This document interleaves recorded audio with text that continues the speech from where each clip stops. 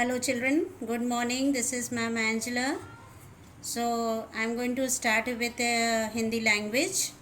सबसे पहला जो आपका सिलेबस के अनुसार है वो पहले है शब्द निर्माण। शब्द निर्माण में सबसे पहले आपका आ रहा है उपसर्ग और इसको हम शुरू कर रहे हैं। ध्यान से देखिएगा। वैसे तो आप उपसर्ग, प्रत्यय और समास ये शब्द निर्माण के अंदर आते हैं और जो आप पढ़ भी चुके हैं।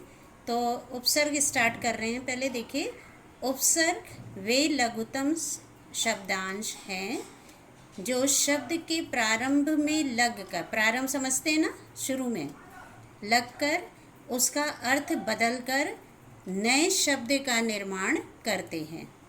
जैसे अब ये देखिए, क है और प्लस से पूत है, और जब ये दो बन जाते हैं, दोनों का अलग अलग मीनिंग है, और जब ये बन जाते हैं, ये उपसर्ग है और ये मूल शब्द है, और जब दोनों मिलते हैं तो ये शब्द बनता है कपूत।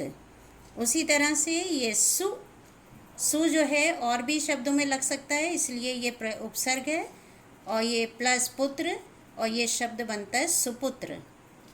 इसी तरह से अन्य प्लस आदर अनादर, वि प्लस नाश विनाश।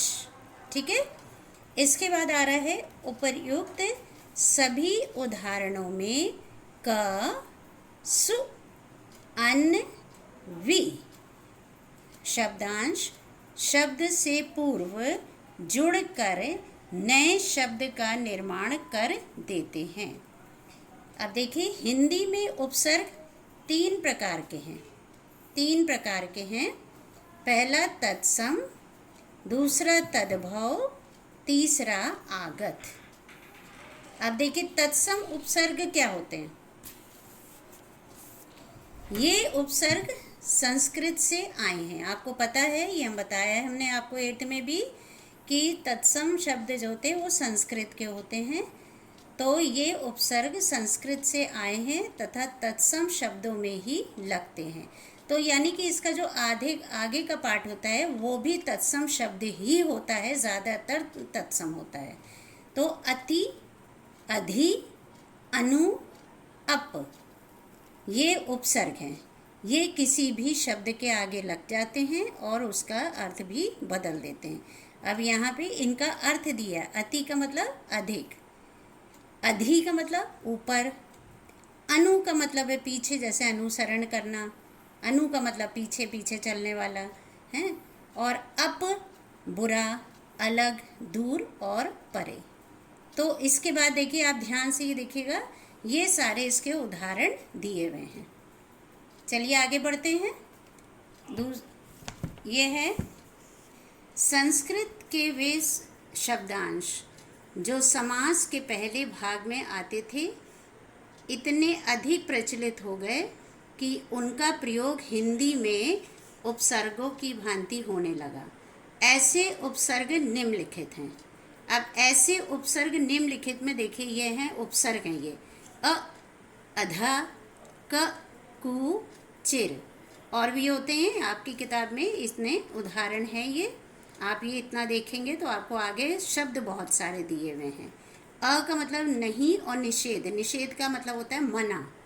तो दूसरा, जैसे हमने कह दिया अकथनीय, कहने योग्य नहीं है। इस तरह से यहाँ पे आप सारे शब्द देखिए, ये सारे दे रखे हैं यहाँ पे। ठीक है। अब तद्भव उपसर्ग, ये आपका हो गया तत्सम अब आ रहा है तद्भव उपसर्ग। हिंदी के अधिकांश तद्भव उपसर्ग संस्कृत के तत्सम उपसर्गों से ही विकसित हुए हैं।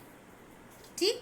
अब जैसे ये देखिए, हिंदी के उपसर्ग हैं ये सारे, अध, अन्य, उन, औ, और भी होते हैं, यहाँ पे कुछ दिए हुए हैं। उसके बाद है अर्थ इनका दिया हुआ है। अध मतलब होता है आधा, जैसे अध कटा, अध पक्का, इस तरह से आधा। अन मतलब नहीं, और उन का मतलब एक, कम, औ, हीन। ठीक है। और इनके यहाँ पे देखिए खूब सारे उदाहरण दे रखे हैं। इसको आप अच्छे से ध्यानपूर्वक एक बार फिर से पढ़ लीजिएगा। ठीक है। इसका तीसरा पॉइंट है, तीसरा होता है आगत उपसर्ग। जो उपसर्ग विदेशी भाषाओं से हिंदी में आ गए हैं, यानी कि हम लोग जाने अनजाने ऐसे शब्दों का प्रयोग करते हैं, हमको पता भी नहीं रहता है कि ये हिंदी का है भी कि नहीं है। ठीक है, तो हिंदी में आगत उपसर्ग मुख्यतः अरबी और फारसी के होते हैं, ये ध्यान रखिएगा, अरबी और फारसी के होते हैं। अब देखिए ये उपसर्ग है कम, खुश, गैर, और कम का मतलब है हीन, थोड़ा, खुश मतलब अच्छा यहाँ पे दिया है, और गैर विपरीत नहीं। इसका ये मीनिंग दिया गया है, ये मीनिंग है, ध्यान दीजिएगा, ये मीनिंग है। और इसी से सारे रिलेटेड संबंधित सारे शब्द यहाँ पे दे रखे हैं। और एक और है देखिए दर, दर मतलब में, अर्थ दिया है दर असल, असल में, दरकार, कार में, दरमियान, दोनों के बीच में, दरगुजर, इस तरह से ये में का अर्थ निकालते हैं। अब है एकाधिक, एकाधिक का मतलब होता है एक से अधिक।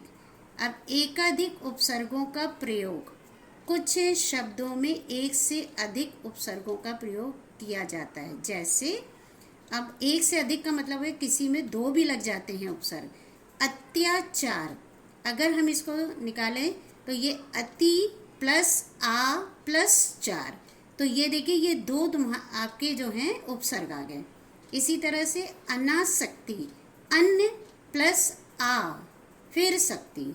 इसी तरह से अनियंत्रित, अ प्लस नि प्लस यंत्रित। तो आप देखिए यहाँ पे ये उदाहरण दे रखे हैं, अप्रत्यक्ष, असुरक्षित, दुर्व्यवहार। तो इस तरह से ये देखिए इसके सारे उदाहरण हैं। और एक कुछ यहाँ पे भी हैं, निराकरण, पर्यावरण, प्रत्याघात, प्रत्युपकार, व्याकरण और समाचार। ठीक, यहाँ तक ये आज का आपका लेसन है। अब इससे रिलेटेड आप इसको एक बार बहुत अच्छे से देखिएगा अपने स्क्रीन पे, और इससे रिलेटेड मैं आपको जो असाइनमेंट भेज रही हूँ वो आपका कैंपस केयर पे भेजूँगी, और उसको आप देखिएगा और अपने रजिस्टर पर इसको कर लीजिएगा।